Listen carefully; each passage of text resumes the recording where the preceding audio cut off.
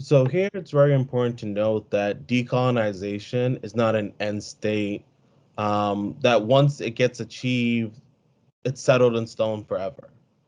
That decolonization for me is really about a process of decolonizing.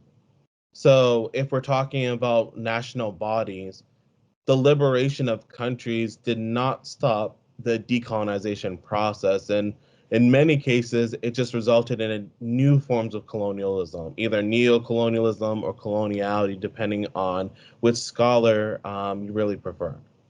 But when we're actually in the university setting and we're saying, what are the tangible practices in which we can practice this decolonizing process?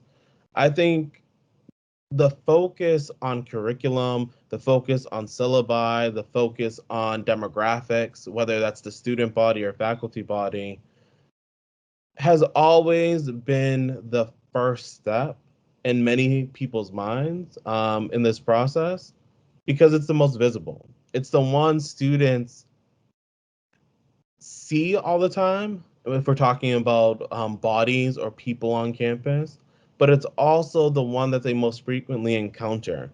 Again, the first day or the first week of class is looking at the syllabus. And students from the very start of class understand what is going to be prioritized in class, what is going to be prioritized as philosophy, as political science, as a humanities, or even a STEM study, a science, technology, mathematics. If we can understand that as being the most visible aspect of decolonization for many people, that doesn't mean we have to end there or should end there, or colonizing cannot actually result in a university setting without going beyond those demands. It's not simply about research, it's not simply about pedagogy. It's about really changing the material investments that a college makes and a university makes at a community level, but also in the impact it has. So when we're talking about, if we're just referring to the classroom, what additional changes we can make, I think it is important to question the methodologies and disciplinary boundaries that are set up. So whether if we're talking about the law, really questioning, well, how do we learn the law? What questions, what methodologies, what answers are appropriate? What are our audience? How does that really impact what answers that can actually be achieved through our discipline? So for this, I say, in order to decolonize the university, we are going to all need a bit of disciplinary unruliness.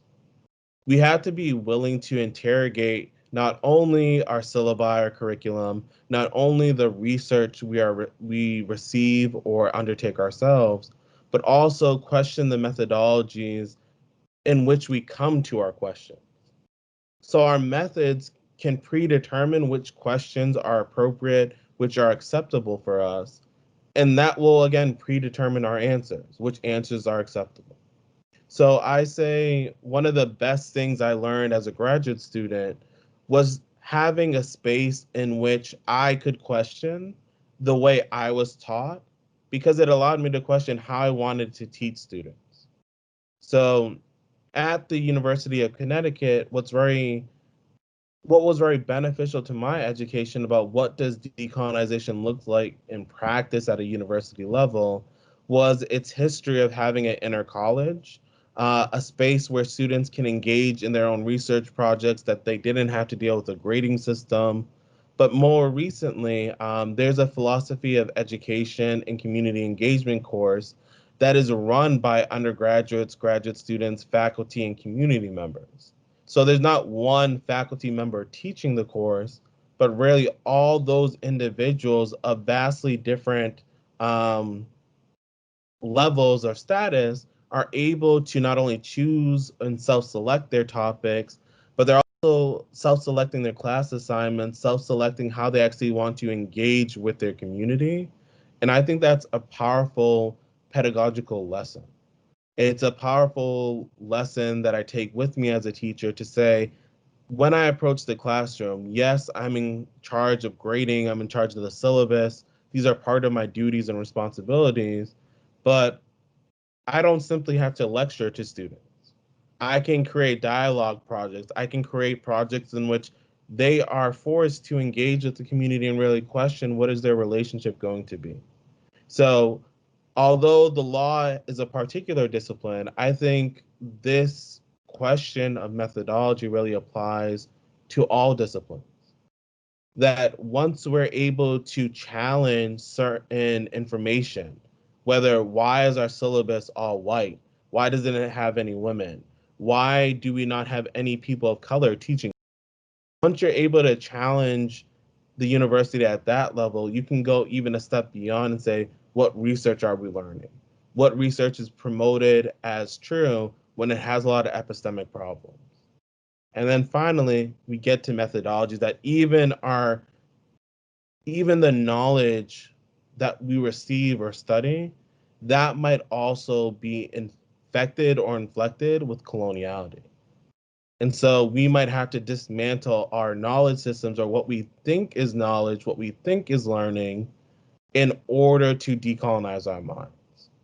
And I think that is always going to be a worthy project. And it's going to be a project that is never ending because there are always going to be residues or colonial residues that we're still going to be dealing with. So even with myself and my family, the languages that we have learned or I have learned, English, is an imperial and colonial language throughout the world.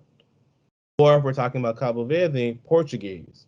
Again, the reason why my family studied and learned that is because of colonialism, is because of imperialism. And once we understand that, there are always going to be information and areas that we need to interrogate more thoroughly. So, again, all best of luck to that project. It's a necessary project. Thank you.